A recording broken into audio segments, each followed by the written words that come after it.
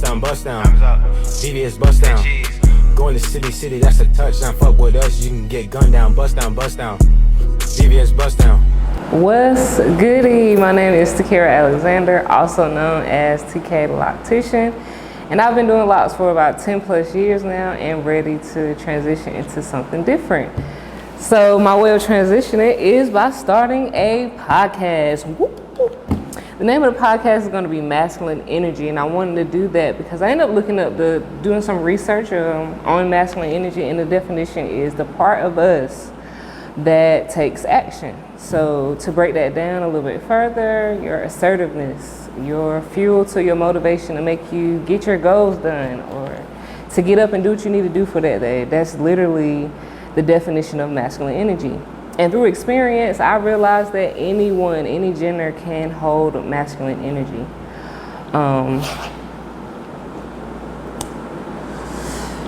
So what came to mind with that is to create a safe space for those who hold that energy.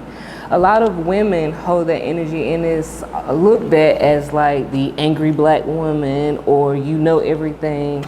And I wanted to dig into the women who hold masculine energy lives and share that point of view with you and myself to dig a little bit deeper into what that really means. I also wanted to let you guys in on my personal story about how I figured out I have masculine energy. I was raised with my mom and my mom only.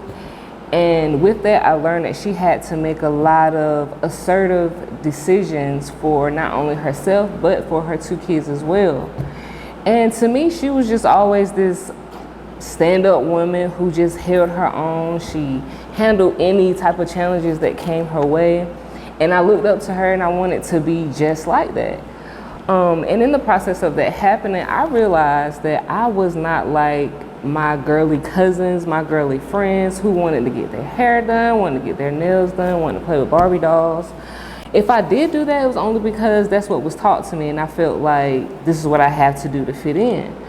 But what I relayed more to and what I leaned more towards was what the boys were doing. They played basketball, they played kickball, they played all types of outside activities. They didn't want to be on the inside with the girls and all the girly things. They wanted to play video games. And those were the things that I wanted to do as well.